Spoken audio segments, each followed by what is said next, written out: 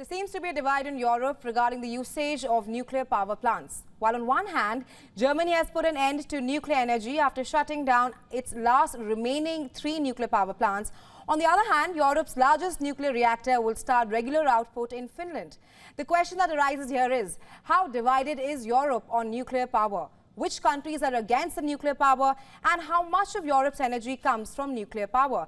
To answer all of this, we're now being joined by Dr. Paul Dorfman, who is a chair at a nuclear consulting group and is also visiting fellow at the University of Sussex. And he's joining us live from Paris. Thank you so much for joining us on WION, Professor.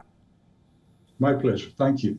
Right. For starters, help us understand why are some countries spearheading a pro-nuclear push and others are not? There is a division in Europe. The question is, can nuclear help or not?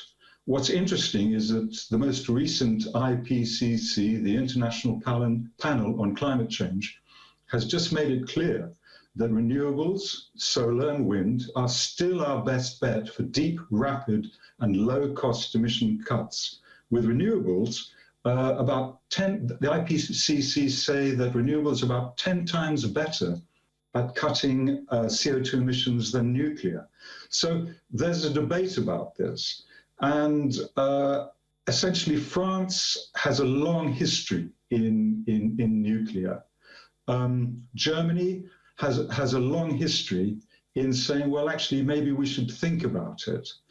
And so what Germany has done is stepwise reduce its nuclear and finally, yesterday, stop nuclear. France, on the other hand, is still pursuing it. But France has many, many problems. EDF, which is France's sort of nuclear company, is about 64 billion in debt, posting a 19 billion loss this year. Last year, half of its reactors were offline for safety reasons. So there are some deep questions that need to be asked about nuclear, and Europe is in the forefront of all of this. Absolutely. Like you mentioned that Europe is clearly divided. You mentioned about Germany and France, how both the countries are moving on the opposite directions. Now, with Germany putting an end to nuclear energy, what will this move mean as the nation deals with a serious energy crisis due to Russia's war in Ukraine? Very little. I mean, actual energy generation, not capacity, by planned new renewables next year will make up for the 3 nuclear reactors put offline. And new renewables in Germany by 2030 will provide the same power as 30 nuclear power plants. So, as a matter of fact, just taking offline these few nuclear power plants will have no impact on Germany, the strongest economic power in Europe. And also, it has to be said that Germany has exported power to France last year when France had these large nuclear outages. So it's a complex issue. Right. You clearly mentioned that with Germany getting rid of its nuclear power plants, there'll be no impact. But what are the alternatives that Germany is looking at? And if you've mentioned some before, how conducive are they? Okay, I mean, one just has to look at the global position.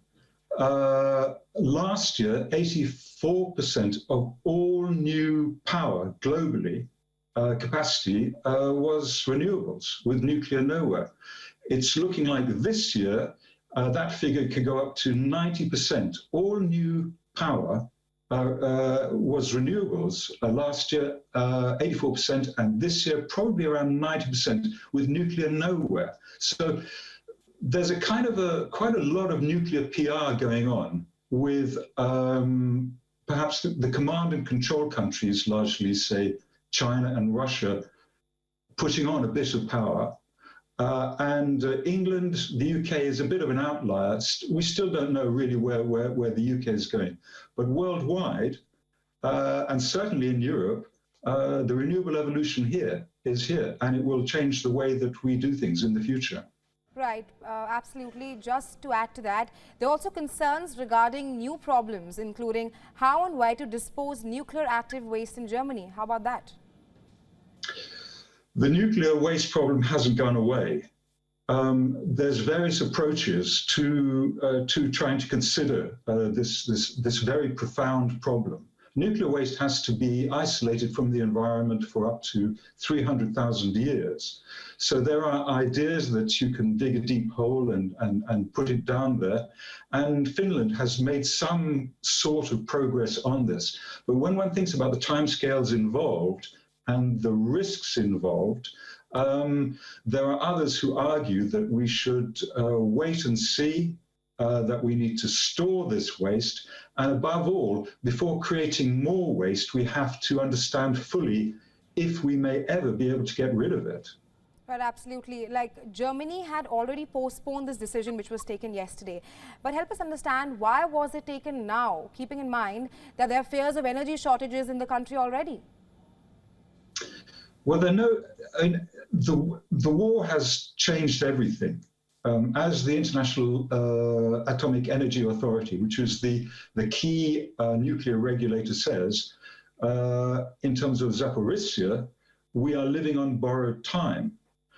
And clearly, Germany, like all other European states, has gotten over the problems of supply from Russia, and needs to cope and needed to cope with this problem. But the fact is, recent Oxford University and University College London research states that renewables are comfortably the cheapest and most effective way to provide power and to diminish our CO2 emissions. So what Germany has done in a stepwise way since Fukushima is to say, look, this is where we're going, this is where we're heading.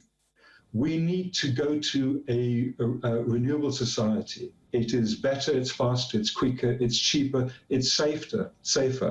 And when one's thinking about not only energy but also climate, there's no way that new nuclear can help. New nuclear takes about 20 years for just one station. Now that's far too late for our energy crisis, and definitely far too late for our climate crisis. Right, Mr. Dorfmann, just to add to that, around a quarter of EU's energy is driven from nuclear energy. Help us understand that, can nuclear energy ever be totally safe? Well, actually, it's not energy, it's electricity. And electricity is a much smaller function of energy. Okay, so you're talking about 20% of electricity, and electricity is about 20% of energy. So you're talking about maybe 4% of total energy. So nuclear, there's a lot of sound and fury around nuclear, but when one comes down to the numbers itself, nuclear is actually marginal in terms of, certainly in terms of energy. And in terms of safety, I think what we've seen, certainly in Zaporizhzhia and possibly elsewhere, in an increasingly unstable world, it's deeply risky to have these potentially deeply problematic, inflexible nuclear stations running. It would be unthinkable when one thinks about what's happened in Ukraine. Right. As the head of the IAEA says, we are now living on borrowed time. So we need to think clearly about safety and security here. Also, Mr. Dorfmann, your last thoughts on why is Europe so divided on nuclear energy at the moment? The division, I mean, in Europe is basically between France and Germany. Right. I mean, that's really where the division lies. These are the two big powers in Europe. In Eastern Europe, there's some talk of further nuclear, but that's largely a function of the division between France and Europe. As I've discussed, France's nuclear seems to be in profound problems. In fact, France needs about 100 billion euros for mandatory safety upgrades to its nuclear fleet. Now, Germany, the strongest economic industrial power in Europe, says, well, actually, we're going to do something different. So the question is, are we going to stick with what is essentially a 20th century technology which has some serious flaws, or are we going to look forward to the future? And the future is, without any question about it, everybody says that all of the heavy lifting, all the main stock for the heavy lifting for this net zero transition will be done by renewables. That's not an issue for discussion, that's a simple fact. Right. Thank you so much for joining us on WION, Mr. Dorfmann, and sharing your insights with us. Thanks very much. Thank you.